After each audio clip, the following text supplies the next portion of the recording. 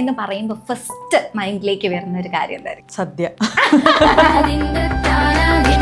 സദ്യ മൊത്തത്തിൽ ഇഷ്ടമാണ്. എന്ന് വെച്ചാൽ സദ്യ ഒന്ന് സെപ്പറേറ്റ് ചെയ്യാൻ പറ്റില്ല. സദ്യ ശരിക്കും നമ്മുടെ ഒരു ടോട്ടലി ബാലൻസ്ഡ് ആയിട്ടുള്ള ഒരു മീലാണ് ആയുർവേദ പ്രകാരം. എല്ലാവരും ഇന്ന് ഉച്ചയ്ക്ക് സദ്യ കഴിച്ച ഉടനെ ഉറക്കമായിരിക്കും, മയങ്ങിയിട്ടുണ്ടാവും. ഞാൻ മൂവിയിലേക്ക് വരണമെന്ന് ഒരിക്കലും ചിന്തിച്ച് വന്ന ആളല്ല. എൻ്റെ മെയിൻ ഫോക്കസ് സ്പിരിച്വാലിറ്റിയിലായിരുന്നു. ഇതിൽ ഒരു 14 ഇയേഴ്സോളം ഒറ്റയ്ക്ക് ജീവിച്ചത് ആക്ച്വലി ഞാൻ എൻ്റെ ഒരു സ്പിരിച്വൽ ജേർണിയിലായിരുന്നു. നമ്മൾ ഹീൽ ചെയ്യുന്നതിന് മുമ്പാണ് റിലേഷൻഷിപ്പിലേക്ക് കയറുന്നെങ്കിൽ ആ റിലേഷൻഷിപ്പ് ആയിരിക്കും നമ്മുടെ ഹീലിംഗ് എക്സ്പീരിയൻസിന്. അപ്പോൾ ഹീലിംഗ് ആണ് നമുക്ക് ഫസ്റ്റ് വേണ്ടത് ഒരു റിലേഷൻഷിപ്പിന് മുൻപ്. ഹീലിങ്ങിനേക്കാളും ഞാൻ പറയുന്ന തിരിച്ചറിവ്. ഈ ഫെമിനിസ്റ്റ് മൂവ്മെൻറ്റ് ഉണ്ടായിട്ടുള്ളതുകൊണ്ടാണ് പല ഈക്വാലിറ്റീസും വന്നത് സൊസൈറ്റിയിലേക്ക്. അപ്പോൾ എനിക്ക് സത്യത്തിലൊരു ഫെമിനിസ്റ്റ് ഒരിക്കലും ആവേണ്ട വന്നിട്ടുമില്ല. എനിക്ക് ആ മൈൻഡ് സെറ്റ് ക്ലിയർ ആയിട്ട് അറിയുകയില്ല. മനസ്സും അവരും തമ്മിലുള്ളൊരു ഡിഫറൻസ് അവർക്ക് പറയാൻ പറ്റുന്നില്ല. അങ്ങനെയുള്ളവരാണ് ഈ മാനിഫെസ്റ്റ് ചെയ്യുന്നു അല്ലെങ്കിൽ അട്രാക്ട് ചെയ്യുന്നു എന്ന് പറയുന്ന ഒരു ഫേസിൽ ജീവിക്കുന്നവർ. Would you like to continue as an actress or as an author? ഏതായിരിക്കും കൂടുതൽ? എന്തിന് നമ്മൾ ഓർ പറയണം? ആൻഡ് പറഞ്ഞാൽ എന്താ കുഴപ്പം? Hi all, welcome to B for blaze Malayalam. This is Anna. ഇന്ന് എല്ലാവരും ഓണം ആഘോഷിക്കായിരിക്കും എന്ന് അറിയാം. അപ്പം ഇന്നത്തെ ഓണം സ്പെഷ്യൽ ആക്കാൻ വേണ്ടിയിട്ട് ബി ഫോർ ബ്ലേസ് കൊണ്ടുവന്നിരിക്കുന്നത് കലയും ജീവിതവും ഒരുപോലെ കൈകാര്യം ചെയ്യുന്ന വളരെ അതുല്യമായ ഒരു കലാകാരിയെയാണ്. So let's all welcome Lena to the show. Hi. First of all happy Onam. Happy Onam. അപ്പം നമ്മൾ എപ്പോഴും ഓണം ആഘോഷിക്കുന്നതിന് ഒരു ഡിഫറൻസ് ഉണ്ടാവും. നമ്മൾ കുട്ടിക്കാലത്തിൽ നമ്മൾ ഓണം ആഘോഷിച്ചിട്ടുണ്ടാവുക പൂക്കളൊക്കെ പറിക്കാൻ പോയി ഈ ഒരു പൂക്കളം ഇട്ട് അങ്ങനെയൊക്കെ ആയിരിക്കും ആഘോഷം ഉണ്ടാവുക. പിന്നെ നമ്മൾ വളർന്നു വന്ന് ഒരു ആക്ട്രസ്സായി ഓഥറായി നിൽക്കുകയാണ്. എങ്ങനെയായിരുന്നു ആ ഒരു ഓണം സെലിബ്രേഷനിലൊരു ചേഞ്ച് വന്നത്? ഓണം സെലിബ്രേഷനിൽ ഏറ്റവും വലുതായിട്ട് വന്ന ചേഞ്ച് മുത്തശ്ശി പോയെന്നുള്ളതാണ്. മുത്തശ്ശി 98 ഇയേഴ്സ് ഓൾഡായിരുന്നു മരിക്കുമ്പോൾ. ഷീ പാസ്റ്റ് അവേ കുറച്ച് വർഷമായിട്ടുള്ളൂ, 3 ഇയേഴ്സ് ആയിട്ടുള്ളൂ. അപ്പോൾ അതുവരെ മുത്തശ്ശിയെ ചുറ്റിപ്പറ്റിയായിരുന്നു ഓണം. ഓണം എപ്പോഴും മുത്തശ്ശിയുടെ വീട്ടിൽ പോവുക, അവിടെ നാട്ടുമ്പുറത്തെ ഒരു എക്സ്പീരിയൻസ് എൻ്റെ മനസ്സിലുള്ളതൊക്കെ മുത്തശ്ശിയുടെ വീടുമായിട്ട് ബന്ധപ്പെട്ടാണ്. അപ്പോൾ ഇപ്പോൾ ഓണം വലിയൊരു ഫാമിലിയായിട്ട്, ഇപ്പോൾ പ്രശാന്ത് ഏട്ടൻ്റെ ഫാമിലി വലിയ ഫാമിലിയാണ്. എല്ലാവരും കുറേ റിലേറ്റീവ്സും ബ്രദേഴ്സ് സിസ്റ്റേഴ്സൊക്കെ ഉള്ള ഫാമിലി ആയതുകൊണ്ട് വീണ്ടും വളരെ രസകരമായിട്ടുള്ള ഓണമാണ് ഇപ്പോൾ ഉള്ളത്. അതെ അതെ. പിന്നെ പലപ്പോഴും ഓണം സെലിബ്രേറ്റ് ചെയ്തിട്ടുള്ളത് സിനിമ ലൊക്കേഷൻസിൽ വെച്ചായിട്ടാണ്. യൂഷ്വലി സിനിമ അങ്ങനെ പ്രോജക്റ്റ് ബൈ പ്രോജക്റ്റ് ആയതുകൊണ്ട് പലപ്പോഴും എന്താ പറയുക, ഓണത്തിന് ഹോളിഡേയ്സ് ഉണ്ടാവാറില്ല. ഓണം നമ്മൾ ഫാമിലി പോലെ ലൊക്കേഷനിൽ സെലിബ്രേറ്റ് ചെയ്യാണ് പലപ്പോഴും സംഭവിച്ചിട്ടുള്ളത്. അപ്പോൾ ഇതൊക്കെയാണ് യൂഷ്വലി ഓണം ആയിട്ട് ബന്ധപ്പെട്ട്. ഇപ്പോൾ സ്കൂൾ കാലഘട്ടം കഴിഞ്ഞാൽ പിന്നെ ഓണം എപ്പോഴും കുടുംബമായിട്ട് സെലിബ്രേറ്റ് ചെയ്യണം എന്നുള്ളതാണ് എപ്പോഴും അതെ. സ്കൂൾ കാലഘട്ടത്തിൽ പിന്നെ ഓണം വലിയൊരു സംഭവമാണല്ലോ. പൂക്കളം മത്സരങ്ങളും ഓണം പ്രോഗ്രാംസും ഓണം വെക്കേഷനും. ഓണം പ്രോഗ്രാംസിൽ ഏത് പ്രോഗ്രാമിനായിരുന്നു കേറാറ് ചൈൽഡ്ഹുഡിൽ? ഞാൻ എല്ലാ പ്രോഗ്രാംസിലും പങ്കെടുത്തിരുന്നതാണ്. ഞാൻ കുട്ടിക്കാലത്ത് വളരെ ആക്റ്റീവായിട്ടുള്ള ഒരു സ്റ്റുഡൻ്റ് ആയിരുന്നു സ്കൂളിൽ. ടീച്ചേഴ്സിന്റെ പെറ്റായിരുന്നോ? ഓ.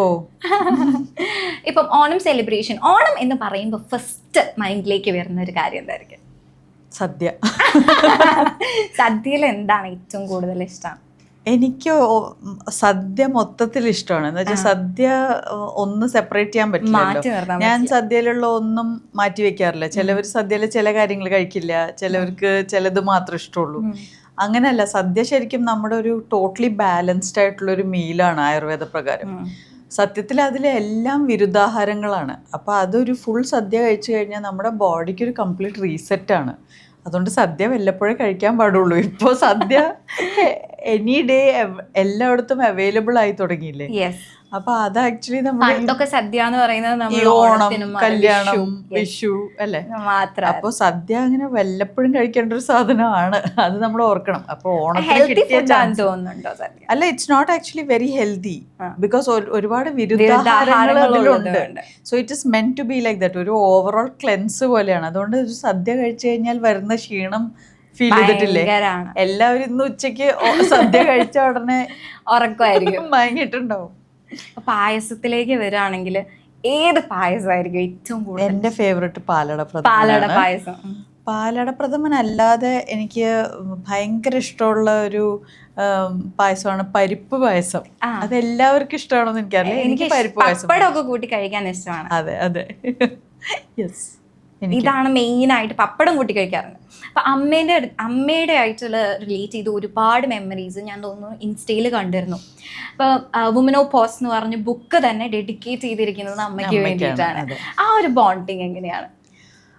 എൻ്റെ അമ്മയെ എനിക്ക് മനസ്സിലാക്കാൻ ഒരുപാട് സമയമെടുത്തു. ബിക്കോസ് അമ്മ നേരിട്ട കാര്യങ്ങൾ നമ്മളൊരു ടീനേജിലൂടെ കടന്നു പോകുമ്പോഴാണ് നമ്മൾ അതുവരെ നമ്മൾ ഈ പറഞ്ഞ പോലെ നമ്മുടേതായ ലോകത്താണല്ലോ കുട്ടിക്കാലത്ത്. അപ്പോൾ ടീനേജ് ഇയേഴ്സിൽ എനിക്ക് ആക്ച്വലി അമ്മയെ തിരിച്ചറിയാൻ പറ്റാത്ത പോലത്തെ ഒരു ഭയങ്കരമായിട്ട് ദേഷ്യം വന്നിരുന്ന ഒരു സമയമുണ്ട്. ബിക്കോസ് നമുക്ക് മനസ്സിലാവുന്നില്ല എന്തിനാണ് ഇത്ര സ്ട്രിക്റ്റ് ആവുന്നത്, എന്തിനാണ് എല്ലാത്തിനും ദേഷ്യപ്പെടുന്നത് എന്നൊക്കെ. അപ്പോൾ അതിപ്പോൾ പെരിമെനോപോസൽ ഫേസിലൂടെ ഞാൻ പോയപ്പോഴാണ് എനിക്ക് മനസ്സിലായത്, ഓക്കെ ഇതാണ്. സോ ദിസ് ഈസ് ഹൗ ഈ പറഞ്ഞ ടോളറൻസ് കുറയുന്നു, നമുക്ക് ഇറിറ്റബിലിറ്റി കൂടുന്നു. അപ്പോൾ അതൊക്കെ മനസ്സിലായപ്പോൾ എനിക്ക് തോന്നി ഈ ബുക്ക് എഴുതുമ്പോൾ അത് അമ്മയ്ക്കും കൂടെ ആയിരിക്കണം, അമ്മയ്ക്ക് ഡെഡിക്കേറ്റ് ചെയ്ത് ആണ് ബുക്ക് കൊടുത്തിരിക്കുന്നത്. ലെന എന്ന് പറയുന്ന ഒരു വ്യക്തിയെ എടുത്ത് നോക്കുകയാണെങ്കിൽ മൂവീസിലേക്ക് ആദ്യം വന്നിരുന്നത് മൂവീസിലാണ്, പിന്നീടാണ് ഓഥർ ആയത്. അപ്പോൾ ട്രാഫിക്കിൽ വളരെ ശ്രദ്ധേയമായ റോള് അപ്പോഴാണ് ട്രാഫിക്കിലാണ് കിട്ടിയതെങ്കിലും ഒരുപാട് നാൾ സിനിമ ഫീൽഡിൽ ഉണ്ടായിരുന്ന ഒരു വ്യക്തിയാണ്. അപ്പോൾ എങ്ങനെയായിരുന്നു ഈ ഒരു മൂവിയിലേക്ക് വരണം എന്നൊരു ചിന്ത വന്നു തുടങ്ങിയത്? ഞാൻ മൂവിയിലേക്ക് വരണം എന്നൊരിക്കലും ചിന്തിച്ച് വന്ന ആളല്ല. എന്നെ യാദൃശ്ചികമായിട്ട് സ്കൂളിൽ നിന്ന് സെലക്ട് ചെയ്തതാണ്. ഞാൻ 11th സ്റ്റാൻഡേർഡിൽ പഠിക്കുമ്പോൾ ജയരാജ് സാറിൻ്റെ സ്നേഹം എന്ന് പറയുന്ന പടത്തിന് വേണ്ടിയിട്ട് എന്നെ സ്കൂളിൽ നിന്ന് സെലക്ട് ചെയ്യുക ചെയ്തത്. അങ്ങനെ സ്കൂളിൽ നിന്ന് സെലക്ഷൻ കിട്ടി, നമ്മൾ ഫസ്റ്റ് മൂവിയിൽ അഭിനയിക്കുന്നു. ആ ഫസ്റ്റ് ഷൂട്ട് ലൊക്കേഷൻ എങ്ങനെയുണ്ടായിരുന്നു, ഓർമ്മയുണ്ടോ? ഓർമ്മയുണ്ട്. ഞങ്ങള് ഒരു മനയിലാണ് ഷൂട്ട് ചെയ്തിരുന്നത്. വലിയ ക്രൂ ഇല്ല ഭാഗ്യത്തിന്. ആദ്യത്തെ പടം തന്നെ ജയരാജ് സാർ എപ്പോഴും ഒരു ചെറിയ ക്രൂവിൽ വളരെ പെട്ടെന്ന് പടങ്ങൾ തീർക്കുന്ന ഒരു ഡയറക്ടറായിരുന്നു. So that was easy. എനിക്ക് അത്രയും ടെൻഷൻ ക്രിയേറ്റഡ് ആയിരുന്നില്ല. ബിക്കോസ് ചെറിയ ക്രൂ ആയിരുന്നു, ഒരു മനയുടെ ഉള്ളിലായിരുന്നു. അമ്മ എപ്പോഴും കൂടെ വരുമായിരുന്നു ഷൂട്ടിങ്സിന്.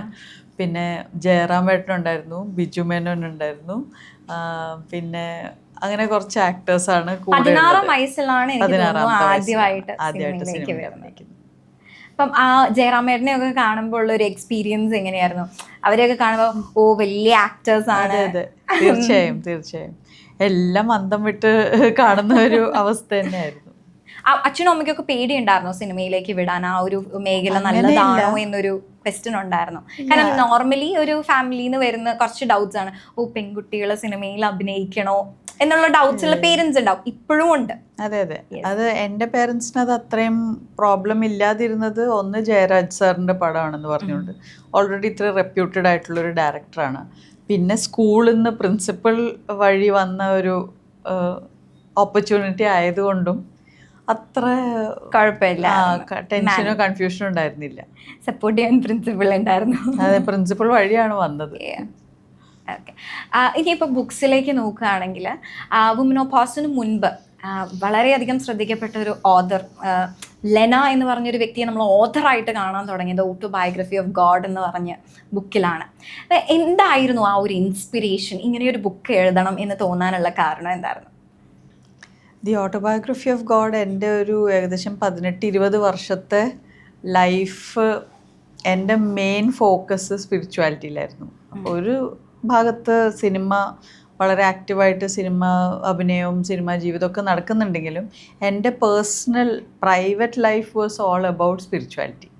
അപ്പോൾ ആ സ്പിരിച്വൽ സെർച്ചിൻ്റെ ഒരു ആൻസർ വളരെ നേരത്തെ തന്നെ ലൈഫിൽ കിട്ടിയിരുന്നു. ഒരു 23 ഇയേഴ്സിൽ എനിക്ക് പറഞ്ഞ എൻ്റെ പ്രായത്തിൽ അപ്പോൾ ആ പ്രായത്തിൽ എനിക്ക് ഓൾറെഡി ഈ ആൻസേഴ്സ് അറിയാമായിരുന്നു. പക്ഷേ അത് എങ്ങനെ മറ്റുള്ളവരിലേക്ക് അത് പറഞ്ഞു കൊടുക്കണം, അല്ലെങ്കിൽ ഹൗ ടു എക്സ്പ്ലെയിൻ ഇറ്റ്. ഇപ്പോൾ ഫാമിലിയുടെ അടുത്തായാലും നമ്മുടെ ഏറ്റവും അടുത്തുള്ളവരുടെ അടുത്ത് പോലും നമുക്ക് എക്സ്പ്ലെയിൻ ചെയ്യാൻ പറ്റാത്തൊരു എക്സ്പീരിയൻസ് ആണ് സെൽഫ് റിയലൈസേഷൻ. അതേപോലെ ഇതെങ്ങനെ ലൈഫിലെ എല്ലാ മൊമെൻറ്റ് ടു മൊമെൻറ്റ് എങ്ങനെ പ്രായോഗികമാക്കണം. ബിക്കോസ് നമുക്കൊരു സ്പിരിച്വൽ അണ്ടർസ്റ്റാൻഡിങ് കിട്ടിക്കഴിഞ്ഞാൽ അതെങ്ങനെ റിയൽ ലൈഫിൽ മൊമെൻറ്റ് ടു മൊമെൻറ്റ് ജീവിക്കാൻ പറ്റും എന്നുള്ളത് എപ്പോഴും ഒരു കൺഫ്യൂഷനുള്ള കാര്യമാണ്. അപ്പോൾ അതൊരു 18-20 വർഷം എടുത്തു അത് ലൈഫിലേക്ക് കൺസോളിഡേറ്റഡ് ആയിട്ട് സെൽഫ് റിയലൈസേഷൻ സെൽഫ് ആക്ച്വലൈസേഷനിലേക്ക് എത്താൻ. അപ്പം അത് ഒരു 20 years ഓഫ് ജേർണി കഴിഞ്ഞപ്പോൾ എനിക്ക് തോന്നി okay now it is ready to be shared as a book. ആ ഒരു 20 years ഭയങ്കര ഫ്രൂട്ട്ഫുൾ ആയിരുന്നു എന്ന് ഇപ്പം തോന്നുന്നില്ലേ? പിന്നെ തീർച്ചയായിട്ടും ബിക്കോസ് അത് പേഴ്സണൽ ലൈഫ് വളരെ സ്പിരിച്വലി ഓറിയൻറ്റഡ്, വളരെ self realisation to self actualisation എന്നുള്ളൊരു ജേർണിയിൽ എനിക്ക് എന്നെ തന്നെ ഒരുപാട് മനസ്സിലാക്കാനും കെയർ ചെയ്യാനും പറ്റിയിട്ടുണ്ട്. അതുപോലെ വളരെ കോൺഷ്യസ് ആയിട്ട് ജീവിക്കാനുള്ളൊരു പ്രവണത ഇത്രയും ചെറിയ പ്രായം മുതൽ തുടങ്ങിയതുകൊണ്ട് ഇന്ന് ഞാൻ എത്തി നിൽക്കുന്നത് വളരെ ഫുൾഫിൽഡ് ആയിട്ടുള്ളൊരു സ്പേസിലാണ്. ബിക്കോസ് ചെറുപ്പത്തിൽ നമുക്ക് ഒരുപാട് എനർജിയും ഹെൽത്തും ഉണ്ട് ഇതൊക്കെ ചെയ്യാൻ. നമ്മൾ ഇപ്പോൾ ഈ ഏജിൽ ഇപ്പോൾ ഞാൻ പെരിമെനോപോസിൻ്റെ ടോപ്പിക്കിൽ എഴുതിയിരിക്കുന്ന ബുക്ക് വിമെനോപോസ് അതിൽ എഴുതിയിട്ടുണ്ട് നമ്മുടെ എനർജി ലെവൽസും നമ്മുടെ ഫോക്കസും കൂടുതൽ ഹെൽത്തിലേക്ക് പോകും. അപ്പോൾ പിന്നെ ഇനി സ്പിരിച്വാലിറ്റിയിലേക്ക് ഫോക്കസ് ചെയ്യാൻ പറ്റുന്ന ഒരു പക്ഷേ ഓൾഡർ ഏജിലായിരിക്കും, ഒരു 55+ ആവുമ്പോഴായിരിക്കും. പക്ഷേ എനിക്ക് ആ ഇനീഷ്യൽ ഇയേഴ്സിൽ തന്നെ ഇത്രയും സമയം സ്പിരിച്വാലിറ്റിക്ക് വേണ്ടി സ്പെൻഡ് ചെയ്യാൻ പറ്റിയതുകൊണ്ട് ഇപ്പം എൻ്റെ ലൈഫിൽ എനിക്ക് ഫാമിലി, എൻ്റെ പേഴ്സണൽ റിലേഷൻഷിപ്സൊക്കെ അത്രയധികം ഞാൻ ആസ്വദിക്കുന്നു. ബിക്കോസ് ചെയ്യേണ്ട പണികളൊക്കെ കഴിഞ്ഞു, ഹീലിംഗ് ഒക്കെ കഴിഞ്ഞു, നമ്മുടെ ഓൺ ഇമോഷണൽ മെച്യൂരിറ്റി വന്നു. ഈ ഇടയ്ക്ക് ജോസഫ് അന്നംകുട്ടി ജോസും വൈഫും ജസ്റ്റ് വെഡിങ് സെലിബ്രേറ്റ് ചെയ്യുന്നതായിട്ട് വീഡിയോ ഇട്ടിട്ടുണ്ടായിരുന്നു. അതിൻ്റെ അടിയിൽ വന്നൊരു കമൻറ്റാണ് ഭയങ്കര നല്ല കപ്പിൾസാണ്, അപ്പോൾ ഹീൽ ചെയ്തിട്ടാണ് ഇവർ സ്റ്റാർട്ട് ചെയ്തത് എന്നുള്ള രീതിയിൽ. സെയിമാണ് ഇപ്പം ലെന പറഞ്ഞത്, ഹീൽ ചെയ്തതിന് ശേഷമാണ്. അപ്പം അതിനായിട്ട് എന്തെങ്കിലും ബെനിഫിറ്റ്സ് തോന്നിയിട്ടുണ്ടോ? ഹീൽ ചെയ്തതിന് ശേഷം ഒരു റിലേഷൻഷിപ്പ് സ്റ്റാർട്ട് ചെയ്തത് കൊണ്ടുള്ള ബെനിഫിറ്റ്സ് എന്തൊക്കെയായിരുന്നു? ജെന്യുവൻലി നമുക്ക് ഒരുപാട് എൻജോയബിൾ മൊമെൻറ്റ്സ് ആയിരിക്കും റിലേഷൻഷിപ്പിൽ കൂടുതൽ. നമ്മൾ ഹീൽ ചെയ്യുന്നതിന് മുമ്പാണ് റിലേഷൻഷിപ്പിലേക്ക് കയറുന്നതെങ്കിൽ ആ റിലേഷൻഷിപ്പ് ആയിരിക്കും നമ്മുടെ ഹീലിംഗ് എക്സ്പീരിയൻസിന് തെറപ്പി പോലെ, ട്രീറ്റ്മെൻറ്റ് പോലെയായി മാറുന്നത്. അപ്പോൾ നമുക്ക് ആർക്കും ട്രീറ്റ്മെൻറ്റിലൂടെ കടന്നു പോകാൻ ശരിക്കും ഇഷ്ടമില്ലല്ലോ. നമുക്ക് പൂർണ്ണമായിട്ടുള്ള എൻജോയബിൾ മൊമെൻറ്റ്സ് ആണ് നമ്മൾ എൻജോയ് ചെയ്യുന്നത്. അപ്പോൾ നമ്മുടെ ലൈഫിലുള്ള എല്ലാ റിലേഷൻഷിപ്സും നമ്മളെ ആക്ച്വലി നമ്മളെക്കുറിച്ചും എങ്ങനെ റിലേറ്റ് ചെയ്യണം എന്നുള്ളത് പഠിപ്പിച്ചുകൊണ്ടിരിക്കുകയാണ്. അപ്പോൾ നമ്മളെല്ലാവരും പല ഡിഫിക്കൾട്ട് റിലേഷൻഷിപ്സിലൂടെ കടന്നു പോയിട്ടാണ് ഇതൊക്കെ പഠിക്കുന്നത്. അപ്പോൾ ഫൈനലി എല്ലാം ഹീൽ ചെയ്ത് നമ്മൾ സ്വയം നല്ല തിരിച്ചറിവോടുകൂടിയാണ് ഒരു റിലേഷൻഷിപ്പിലേക്ക് കയറുന്നതെങ്കിൽ ആ റിലേഷൻഷിപ്പ് ഭയങ്കര എൻജോയബിൾ ആവും. അതൊരു കോഴ്സും സ്റ്റഡി മെറ്റീരിയലും ട്രീറ്റ്മെൻറ്റും അല്ലാതെ ഒരു വളരെ കമ്പാനിയൻഷിപ്പുള്ള ഭയങ്കര നമ്മുടെ ഫ്രണ്ട്ഷിപ്സൊക്കെ പോലെ നമ്മൾ എൻജോയ് ചെയ്യുന്ന ഒരു റിലേഷൻഷിപ്പായി മാറും. അപ്പോൾ ഹീലിംഗ് ആണ് നമുക്ക് ഫസ്റ്റ് വേണ്ടത് ഒരു റിലേഷൻഷിപ്പിന് മുൻപ്. ഹീലിങ്ങിനേക്കാളും ഞാൻ പറയുന്ന തിരിച്ചറിവ്, നമുക്ക് നമ്മളെ തന്നെ നന്നായിട്ട് തിരിച്ചറിയാനുള്ളൊരു കപ്പാസിറ്റിയും നമ്മുടെ ഇഷ്ടങ്ങളും അനിഷ്ടങ്ങളും വളരെ വ്യക്തമായിട്ട് അറിയുകയും അത് വേറൊരാളോട് വളരെ കൃത്യമായിട്ടത് കറസ്പോണ്ട് ചെയ്യാൻ പറ്റുക, അത് കമ്മ്യൂണിക്കേറ്റ് ചെയ്യാൻ പറ്റണം.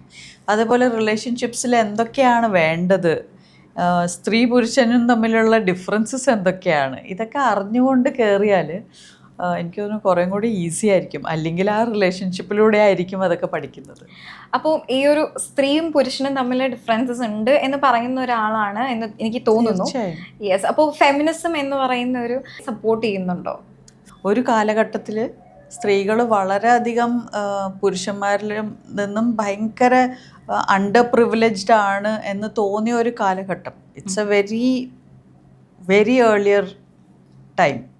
ഈ അടുത്ത കാലത്തല്ല ഇത് ആക്ച്വലി. കുറേ കാലമായിട്ട് പ്രോഗ്രസീവ്ലി ഈ ഫെമിനിസ്റ്റ് മൂവ്മെൻറ്റ് ഉണ്ടായിട്ടുള്ളതുകൊണ്ടാണ് പല ഈക്വാലിറ്റീസും വന്നത് സൊസൈറ്റിയിലേക്ക്. ഇപ്പോൾ നമ്മൾ 2 സ്ത്രീകൾ ഇവിടെ ഒരു പോഡ്കാസ്റ്റിൽ മെയിൻ സ്ട്രീം പോഡ്കാസ്റ്റിൽ ഇരിക്കുന്നുണ്ടെങ്കിൽ അതൊക്കെ അവർ ചെയ്ത കുറേ വർക്കിൻ്റെ ഭാഗമാണ്. ഈക്വൽ റൈറ്റ്സിനും ഈ കുറേ കാര്യങ്ങൾക്ക് വേണ്ടി അവർ ഫൈറ്റ് ചെയ്യേണ്ടി വന്നു, സ്ത്രീകൾക്ക് പഠിക്കാനുള്ള അവകാശം കിട്ടാനും അങ്ങനെയൊക്കെ. പക്ഷെ എനിക്കൊന്നും ഒരിക്കലും ഒരു ഫെമിനിസ്റ്റ് ആവേണ്ടി വന്നിട്ടില്ല. നമ്മളൊക്കെ ഈ ലോകത്ത് എത്തിയപ്പോഴേക്കും നമുക്ക് ഒരുപാട് അവകാശങ്ങളുണ്ടായിരുന്നു. ലൈക്ക് അപ്പോൾ എനിക്ക് സത്യത്തിൽ ഒരു ഫെമിനിസ്റ്റ് ഒരിക്കലും ആവേണ്ടി വന്നിട്ടുമില്ല. എനിക്ക് ആ മൈൻഡ് സെറ്റ് ക്ലിയർ ആയിട്ട് അറിയുകയില്ല.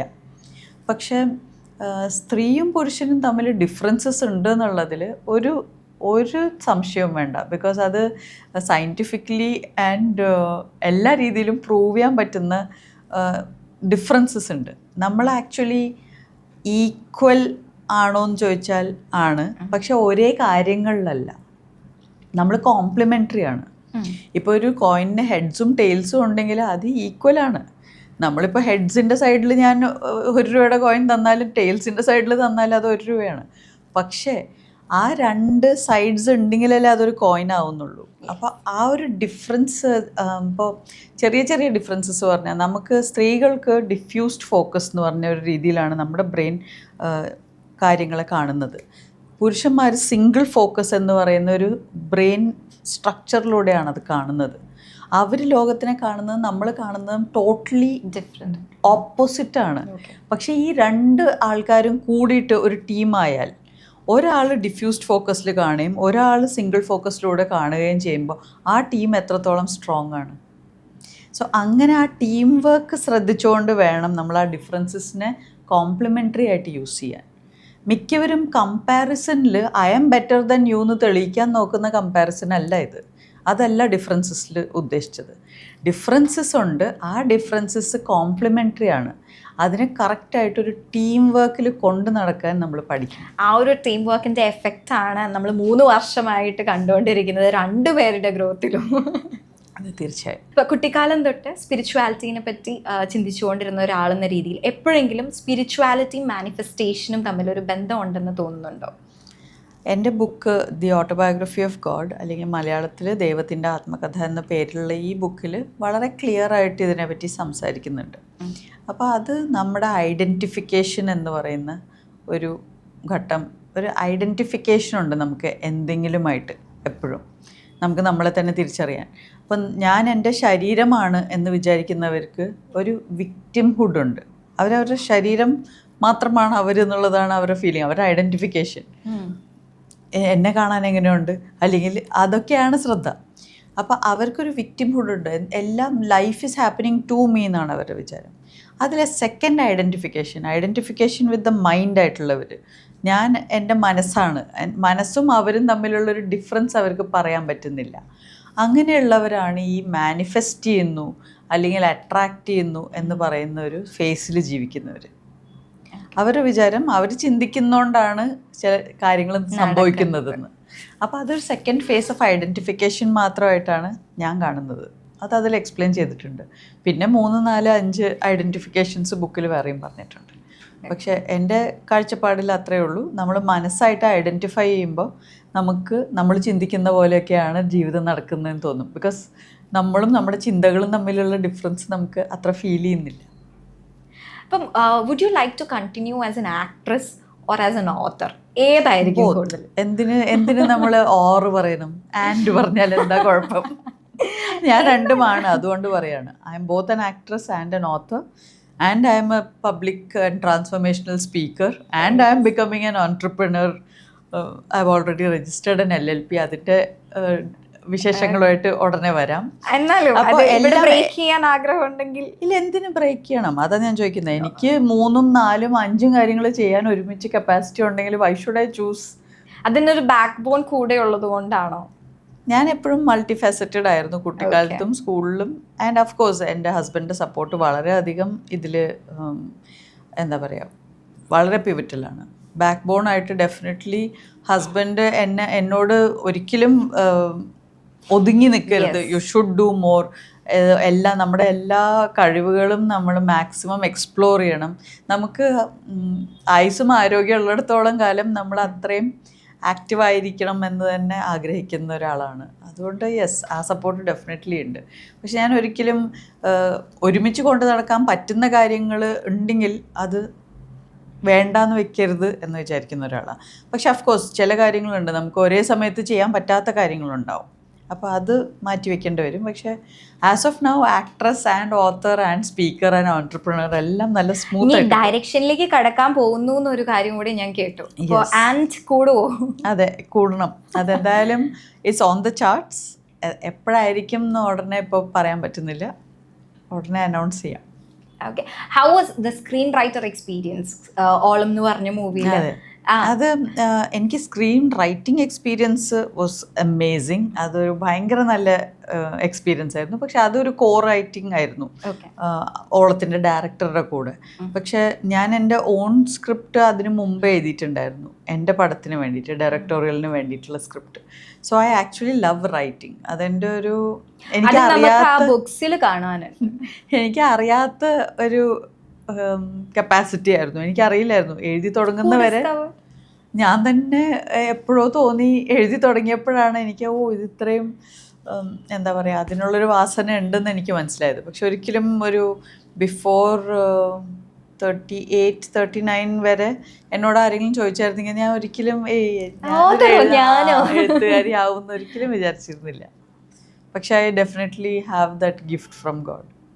ഓക്കെ. അപ്പം ഞാൻ നേരത്തെ ശ്രദ്ധിച്ചിരുന്ന ഒരു കാര്യമാണ്, ലെന എന്നുള്ള പേര് ചേഞ്ച് ചെയ്തിട്ടുണ്ട്. അത് വലിയൊരു ചേഞ്ച് എന്നല്ല. ചേഞ്ച് ചെയ്തു എന്ന് പറയുമ്പോൾ നമ്മൾ പ്രതീക്ഷിക്കുമോ ആക്ട്രസ് ആയപ്പോൾ ഈ ഒരു പേര് മാറ്റി, അങ്ങനെയല്ല. ലെന എന്നുള്ളത് ജസ്റ്റ് ഒരു എ ആഡ് ചെയ്തു ലാസ്റ്റ്. അതെന്തായിരുന്നു അങ്ങനെ ഒരു പേര് മാറ്റാനുള്ള റീസൺ? അത് ആരോ ഒരിക്കൽ എന്നോട് എന്തോ കോൺവെർസേഷൻ്റെ ഇടയിൽ പറഞ്ഞു, അവരുടെ ഒരു ഫ്രണ്ട് ഇങ്ങനെ ന്യൂമറോളജി പ്രകാരം അവർ നെയിം ചേഞ്ച് ചെയ്തപ്പോൾ അവർക്ക് ഒരുപാട് ചേഞ്ചസ് വന്നു എന്നൊക്കെ ചോദിച്ചു. ഞാൻ ക്യൂറിയസ് ആയി. എനിക്കത് ഒന്നിലും ഞാൻ അങ്ങനെ കണ്ണടച്ച് വിശ്വസിക്കാറില്ല. എക്സ്പെരിമെൻറ്റ് ചെയ്ത് നോക്കും, എന്നിട്ട് എന്തെങ്കിലും ചേഞ്ച് ഉണ്ടോ എന്ന് നമുക്ക് തന്നെ നോക്കിയാൽ അറിയാമല്ലോ. ഇപ്പം എന്നോട് കംപ്ലീറ്റ്ലി എൻ്റെ പേരെ മാറ്റാൻ പറഞ്ഞായിരുന്നെങ്കിൽ ഞാനത് ചെയ്യില്ലായിരുന്നു. ഞാൻ ജേസൺ എന്ന് പറയുന്ന ഒരു ന്യൂമറോളജിസ്റ്റിനെയാണ് കോൺടാക്ട് ചെയ്തത്. കബാല ന്യൂമറോളജിയാണ് പുള്ളി യൂസ് ചെയ്യുന്ന മെത്തേഡ്. അപ്പോൾ അങ്ങനെ നമ്പർ കിട്ടി, ഞാൻ ആളെ കോൺടാക്ട് ചെയ്തു. ആൾ നോക്കിയിട്ട് എനിക്ക് കുറേ ഡീറ്റെയിൽസ് പറഞ്ഞു തന്നു. എൻ്റെ ലൈഫിൽ ഓൾറെഡി സംഭവിച്ച ഒരുപാട് കാര്യങ്ങൾ ത്രൂ ദാറ്റ് പറഞ്ഞു. എന്നിട്ട് എന്നോട് പറഞ്ഞു, നിങ്ങളുടെ ഇപ്പോഴത്തെ പേര് 5 ആണ് ടോട്ടൽ വരുന്നത്. അപ്പോൾ അതൊരു സെലിബ്രിറ്റി അല്ലെങ്കിൽ പബ്ലിക് ഫിഗറിന് 6 which is a venusian number ആയിരിക്കും കുറച്ചും കൂടെ നല്ലത്. അപ്പോൾ ഒരു എയും കൂടെ പേരിൽ ആഡ് ചെയ്ത് കഴിഞ്ഞാൽ ആ നമ്പർ 6 ആവും. അപ്പോൾ വെന്യൂഷ്യൻ നമ്പർ ആവും. അപ്പോൾ നിങ്ങളുടെ പോപ്പുലാരിറ്റി, ആൾക്കാർ നിങ്ങളെ അറിയുന്നതും ഒക്കെ കൂടും എന്ന് പറഞ്ഞു. അപ്പോൾ ഞാൻ ചോദിച്ചു, അപ്പോൾ അത് ആര് മാറ്റിയാലും അങ്ങനെ സംഭവിക്കും? അപ്പോൾ ആൾ പറഞ്ഞൊരു കാര്യമുണ്ട് അതിൽ. ഇപ്പോൾ ഒരു വീട്ടമ്മ അവരുടെ പേരിൻ്റെ സ്പെല്ലിംഗ് മാറ്റിയതുകൊണ്ട് അവരുടെ ലൈഫിൽ വലിയ ചേഞ്ച് വരാൻ പോകുന്നില്ല. നമ്മുടെ ആ പേരിൻ്റെ സ്പെല്ലിംഗ് ചേഞ്ച് മറ്റുള്ളവർ നോട്ടീസ് ചെയ്യണം. ആ സ്പെല്ലിംഗ് മാറിയിട്ടുണ്ടെന്ന് ഇപ്പം നിങ്ങൾ തിരിച്ചറിഞ്ഞല്ലോ, ഓ ലെനയുടെ സ്പെല്ലിംഗ് മാറിയിട്ടുണ്ടെന്ന്. ആ ഒരു അറ്റൻഷനിലാണ് ഈ ചേഞ്ച് ഫീൽ ചെയ്യുന്നത്. അവരുടെ പേര് എപ്പോഴും മറ്റുള്ളവർ കാണുന്നില്ല എന്നുണ്ടെങ്കിൽ അവർ പേര് മാറ്റിയിട്ട് കാര്യമില്ല, അങ്ങനെയുള്ളവർ. അപ്പോൾ ഇങ്ങനെ പറഞ്ഞു എൻ്റെ അടുത്ത്. അപ്പം ഞാൻ പറഞ്ഞു, ഓക്കെ എന്നാ വെറുതെ ട്രൈ ചെയ്ത് നോക്കാം, എനിക്കൊരു എയും കൂടെ എൻ്റെ പേരിൽ ആഡ് ചെയ്യുന്നതിന് ഒരു നഷ്ടമില്ല. അപ്പോൾ അങ്ങനെ ഒരു എയും കൂടെ ആഡ് ചെയ്ത് നോക്കി. ആൻഡ് ദെൻ പിന്നെ നിങ്ങൾക്ക് തന്നെ അറിയാം ഞാൻ എ ആഡ് ചെയ്തത് എന്ന് മുതലാണ്. It was around 2024 I think August or September. And അവിടെ അതിനുശേഷമാണോ ഇപ്പൊ മാരേജും കാര്യങ്ങളും എല്ലാം. അപ്പൊ അതൊക്കെ സംഭവിച്ചിട്ടുണ്ട്. അപ്പൊ ഇനി ഇത് കാരണമാണോ അത് സംഭവിച്ചതെന്ന് ചോദിച്ചാൽ എനിക്കറിയില്ല. പക്ഷെ എന്തായാലും എന്റെ എക്സ്പീരിയൻസിൽ ഈ പറഞ്ഞ കാര്യങ്ങളൊക്കെ അതേപോലെ സംഭവിച്ചു. ഇപ്പം മാരേജിനെ പറ്റി പറയുകയാണെങ്കിൽ 14 വർഷം മാരേജേ വേണ്ട എന്ന് പറഞ്ഞുകൊണ്ടിരുന്ന ഒരാൾ പിന്നെ മാരേജിനെ പറ്റി ചിന്തിക്കണമെങ്കിൽ അതങ്ങനെ ഒരാളായിരിക്കണം. So what was that impression? എന്തായിരുന്നു, ഓ ഇയാൾ വേണം അല്ലെങ്കിൽ മാരേജ് വേണം? മാരേജ് ഇതിൽ ഒരു 14 ഇയേഴ്സോളം ഒറ്റയ്ക്ക് ജീവിച്ചത് ആക്ച്വലി ഞാൻ എൻ്റെ ഒരു സ്പിരിച്വൽ ജേർണിയിലായിരുന്നു. സോ ആ സമയത്ത് ആ ഒറ്റയ്ക്ക് ഏകാന്ത ജീവിതം വളരെ യൂസ്ഫുള്ളാണ് സ്പിരിച്വൽ സെർച്ചിന്. ബിക്കോസ് അതൊരു ഏകാന്തമായിട്ടുള്ളൊരു ഡെസ്റ്റിനി ആണല്ലോ. ഈ സെൽഫ് റിയലൈസേഷൻ എന്ന് പറഞ്ഞാൽ സെൽഫേ ഉള്ളൂ അതിൽ. അപ്പോൾ ഇതിൽ വേറെ ആൾക്കാരും വേറെ പ്രാരാബ്ദങ്ങളൊക്കെ ഉണ്ടെങ്കിൽ it will not be that easy. അപ്പോൾ എനിക്കത് വളരെ കംഫർട്ടബിൾ ആയിട്ടുള്ളൊരു കാലഘട്ടമായിരുന്നു. ഒറ്റയ്ക്ക് എൻ്റെ സ്പിരിച്വൽ ജേർണിയും അതേസമയത്ത് എൻ്റെ കരിയറും മാത്രം നോക്കിയിട്ട് പോകാവുന്ന ഒരു വളരെ സിമ്പിൾ ലൈഫായിരുന്നു. ഒറ്റയ്ക്കായിരുന്നു ജീവിക്കുന്നുണ്ടായിരുന്നത്. ഈ സ്പിരിച്വൽ ജേർണിയുടെ ഒരു കംപ്ലീഷൻ എന്ന് പറയാൻ പറ്റില്ല, പക്ഷെ അതിനൊരു ഫുൾ സർക്കിൾ പോയി. ആ ഒരു സെർച്ചും അതിൻ്റെ ആൻസേഴ്സും അത് കമ്മ്യൂണിക്കേറ്റ് ചെയ്യാൻ പറ്റുന്ന ഒരു അവസ്ഥയിലോട്ട് എത്തിക്കഴിഞ്ഞപ്പോൾ അതിനെപ്പറ്റി ഒരു ബുക്ക് എഴുതുകയും ആ സ്പിരിച്വൽ ജേർണി ഇനി മുന്നോട്ട് ഏകാന്തതയിൽ തുടരേണ്ട ആവശ്യമില്ല എന്ന് വന്നതോടുകൂടി എനിക്ക് തന്നെ തോന്നി, ഓ ആക്ച്വലി ഇനിയിപ്പോൾ ഒരു ചെറിയ ഒറ്റപ്പെടലൊക്കെ ഫീൽ ചെയ്ത് തോന്നി. അതുവരെ എനിക്ക് സമയം ഉണ്ടായിരുന്നില്ല അത് ചിന്തിക്കാൻ. അപ്പോൾ ഈ ബുക്ക് തന്നെ ആയിരുന്നു അടുത്ത കാര്യത്തിലേക്കുള്ള വഴിതിരിവാവുന്നത് എന്നുള്ളതായിരുന്നു സത്യം. ഈ ബുക്കിലെ മെറ്റീരിയൽ കാരണം ആ ബുക്ക് വായിക്കുകയും എൻ്റെ ഇൻ്റർവ്യൂസ് കാണുകയും ചെയ്തുകൊണ്ടാണ് എനിക്ക് ഈ പ്രൊപ്പോസൽ വന്നത്. യെസ്, ആ ഒരു വൈറലായ ഒരു ഇൻ്റർവ്യൂയുടെ ആ ക്ലിപ്പ് എനിക്ക് കാണിക്കണം എന്നുണ്ട്. ആ ക്ലിപ്പ് കാണിക്കുമ്പം ലെനയ്ക്ക് എന്താണോ ഓർമ്മ വരുന്നത് അതാണ് അറിയേണ്ടത്. ആ ക്ലിപ്പിൽ ഏകദേശം ഐ തിങ്ക് വിതിൻ 2ാമത്തെ മിനിറ്റിനുള്ളിൽ ഞാൻ സംസാരിച്ചുകൊണ്ടിരിക്കുമ്പോൾ ആ ഇൻ്റർവ്യൂ തുടങ്ങിയ ഉടനെ ഞാൻ നേരെ ക്യാമറയിലിട്ട് നോക്കിയിട്ടുണ്ട്. അതായത് and I am looking for എന്ന് പറഞ്ഞിട്ട് ഞാനിങ്ങനെ ക്യാമറയിലേക്ക് നോക്കിയ ഒരു മൊമെൻ്റ് ഉണ്ട് ആ ഇൻ്റർവ്യൂവിൽ.